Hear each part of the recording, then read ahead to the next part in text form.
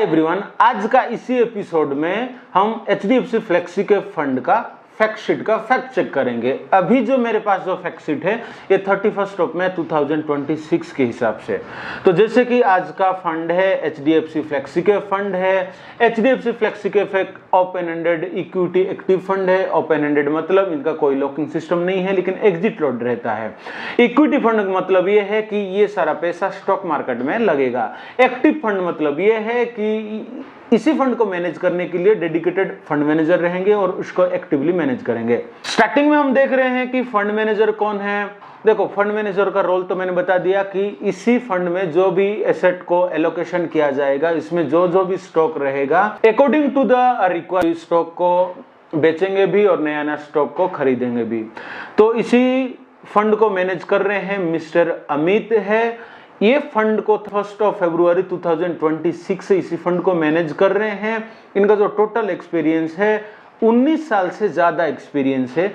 ये तो HDFC flexi के फंड को तो मैनेज कर रहे हैं, along with HDFC focus fund को भी मैनेज कर रहे हैं, जिसका AUM मोर देन 26,000 करोड़ है। अभी हम देख रहे हैं डेट ऑफ अलॉटमेंट। देखो, डेट ऑफ अलॉटमेंट मतलब ये है कि डेट ऑफ यूनिट अलॉटमेंट। हम थोड़ा ना डिटेल से समझ लेते हैं। देखो, जब भी म्यूचुअल फंड मार्केट में पहली बार के लिए आता है तो एज ए NFO के नाम से आता है, न्यू फंड ऑफर है। 15 दिन के लिए चलता है। 15 दिन में जो भी इन्वेस्टर इन्वेस्टमेंट करेंगे तो पर यूनिट 10 रुपीज के हिसाब से उनको मिलेगा। 15 दिन के बाद अप्रोक्स 1 वीक के लिए लॉकिंग हो जाता है। उसी 1 वीक में ना आप बेच सकते हैं कि आप खरीद सकते हैं। 1 वीक के बाद आपको ना यूनिट एलोकेट हो जाता है और यूनिट एलोकेट होने के बाद आप इन्वेस्ट कर सकते हैं या आप रिडेम्पशन भी कर सकते हैं। इसी फंड का डेट ऑफ अलॉटमेंट था 1 जनवरी 1995। ओके, अभी हम देखेंगे कि NAV क्या है। देखो, NAV है नेट एसेट वैल्यू है। NAV को समझने से पहले ना हमको 2 चीज समझना है। इन्वेस्टमेंट 2 तरह से होता है, एक तो रेगुलर में होता है और एक डायरेक्ट के थ्रू होता है।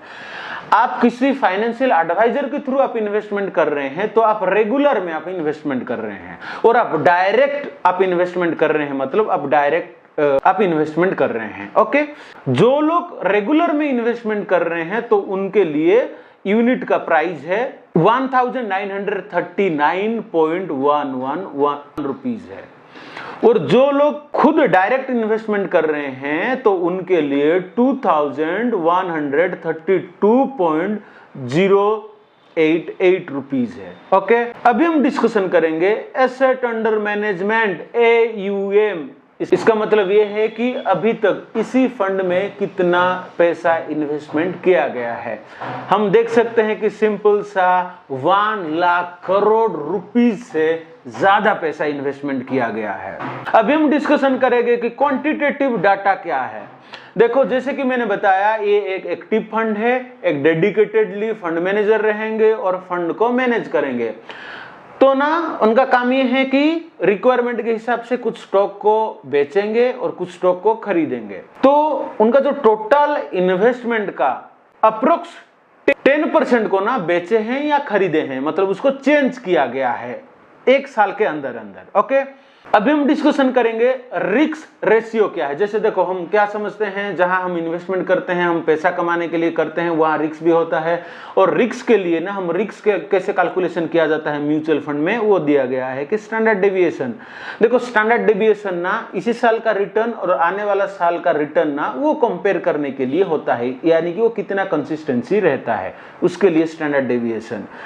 बीटा का मतलब ये है कि सेंसेक्स है, निफ्टी है, उसी को वोलेटाइल वो ऊपर नीचे होगा तो इसी फंड का रिटर्न में कितना इंपैक्ट होगा, वही ही बीटा है। शार्प रेशियो क्या है कि एचडीएफसी फ्लेक्सी के फंड का जो रिटर्न है दूसरा AMC का फ्लेक्सी के रिटर्न के साथ कंपेयर होगा, और शार्प रेशियो जितना ज्यादा होगा उतना अच्छा है। अभी हम डिस्कशन करेंगे एक्सपेंसेस रेशियो। देखो, हम इन्वेस्टमेंट कर रहे हैं, डेडिकेटेडली फंड मैनेजर है और वो AMC है, तो डेफिनेटली उसमें एक्सपेंसेस तो आता है कि नहीं है।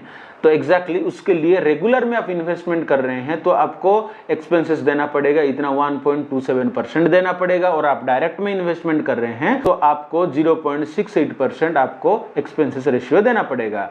ओके और अभी हम डिस्कशन करेंगे कि बेंचमार्क क्या है। देखो बेंचमार्क इंडेक्स क्या है, सिंपल सा ये है कि मैंने जैसे बताया कि ये एक open ended equity active fund है, और इक्विटी में मैंने बताया था कि ये एक स्टॉक मार्केट में पैसा लगेगा। तो कौन सा स्टॉक में लगेगा, इन्होंने बताए हैं कि जो निफ्टी 500 मतलब large cap, mid cap and small cap जो 500 कंपनी है उसी में हम किसी में भी लगाएंगे। और एक चीज, फ्लेक्सी कैप का मतलब ही वही है कि हम क्या करते हैं कि हम फंड मैनेजर को पैसा दे देते हैं और हम बोलते हैं कि भाई आपके हिसाब से आपको जहां लग रहा है वहीं पर आप इन्वेस्टमेंट करो। और सेबी का भी गाइडलाइन ये है कि फ्लेक्सी कैप पर जितना भी इन्वेस्टमेंट आएगा मिनिमम 65% इक्विटी में इन्वेस्टमेंट करना चाहिए। ओके रूल यही ही रहता है, लेकिन वो 65% से मैक्सिमम 100% तक वो इन्वेस्टमेंट कर सकते हैं। और एडिशनल बेंचमार्क इंडेक्स लिए हैं, निफ्टी इंडेक्स लिए हैं। ओके अभी हम डिस्कशन करेंगे एग्जिट लोड। देखो जैसे कि मैंने बताया कि ये एक ओपन हैंडेड है, ओपन हैंडेड में मैंने बताया कि इसमें कोई लॉकिंग सिस्टम नहीं है, लेकिन एग्जिट लोड रहता है। इसी फंड में आप जितना भी पैसा इन्वेस्टमेंट करेंगे और एक साल के अंदर आप जितना भी उसको विड्रॉ करेंगे तो उसमें ना आपको 1% एग्जिट लोड देना पड़ेगा। ओके और जैसे कि मैंने बताया कि ये स्टॉक मार्केट में लगेगा, और कौन कौन सा स्टॉक मार्केट में इन्वेस्टमेंट किया गया है। आईसीआईसी बैंक में टोटल इन्वेस्टमेंट का 8.83% इन्वेस्टमेंट किया है। एक्सिस बैंक है ऐसे ही इन्वेस्टमेंट इतना परसेंट इन्वेस्टमेंट किया गया है।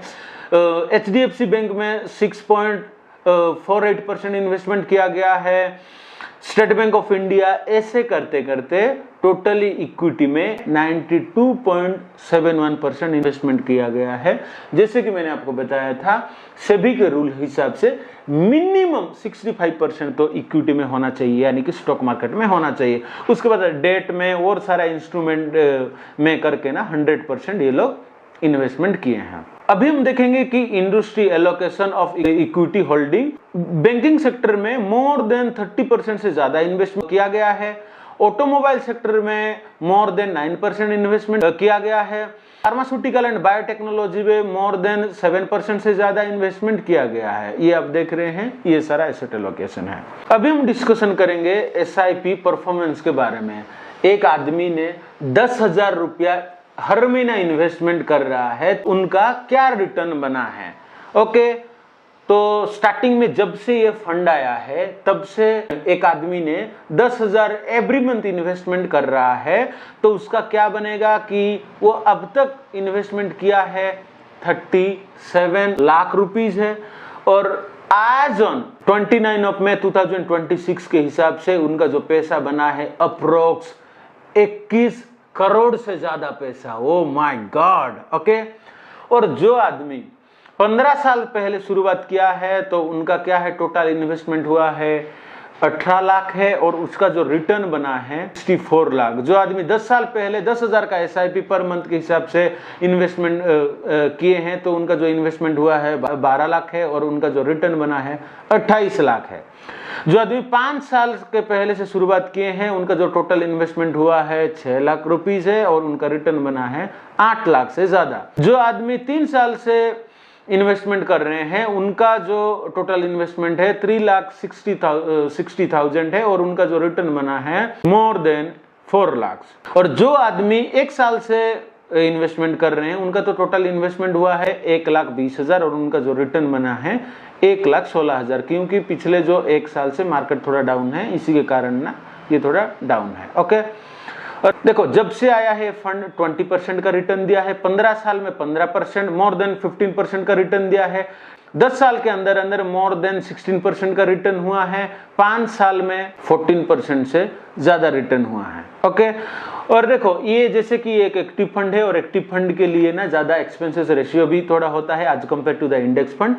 कोई भी आदमी इंडेक्स फंड में रिटर्न करता तो ये कंपेरिजन है। 14% मतलब निफ्टी 500 टीआरआई में इन्वेस्टमेंट करता तो इतना साल में इतना परसेंट रिटर्न, और निफ्टी 50 में करता तो इतना परसेंट रिटर्न। 10 साल में निफ्टी 500 TRI में इंडेक्स में इन्वेस्टमेंट करते तो 13% मिलता 15 साल में, और निफ्टी 50 में उनका नाम 12% मिलता। ये सारा वो SIP का कैलकुलेशन था। अभी हम देखेंगे कि परफॉर्मेंस क्या है। देखो लास्ट 1 ईयर में जैसे कि मार्केट तो बहुत सारा डाउन है, तो इसीलिए -0.37 है रिटर्न दिया है। लास्ट 3 ईयर में 17% रिटर्न, लास्ट 5 ईयर में more than 17% return, last 10 years में मोर देन 15% रिटर्न, और जब से आया तब से मोर देन 18% का रिटर्न मिला है। सो गाइज ये सारा फैक्ट शीट का फैक्ट चेक था। आपको इसी में किसी में भी डाउट है तो आप कमेंट करके बता सकते हैं।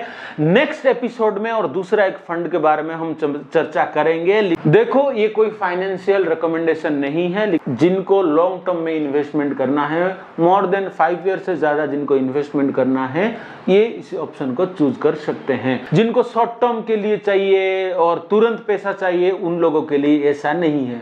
कहां से आप इन्वेस्टमेंट कर सकते हैं? देखो फर्स्ट एंड मोस्ट, किसी भी फंड में इन्वेस्टमेंट करने के लिए उसी कंपनी का ऑफिशियल वेबसाइट में जा करके आप इन्वेस्टमेंट कर सकते हैं। दूसरा चीज, आप BSE या NSE के थ्रू आप इन्वेस्टमेंट कर सकते हैं। तीसरा, आप बहुत सारा फिनटेक का एप्लीकेशन है, उसी के थ्रू आप इन्वेस्टमेंट कर सकते हैं। फोर्थ ऑप्शन ये है कि आपका खुद का पर्सनल फाइनेंशियल की एडवाइजर के थ्रू आप इन्वेस्टमेंट कर सकते हैं। एंड मोस्ट इंपोर्टेंट, आपको लगता है कि हम आपको कुछ मदद करें तो डेफिनेटली आप भी हमको कॉन्टैक्ट कर सकते हैं। Thank you so much.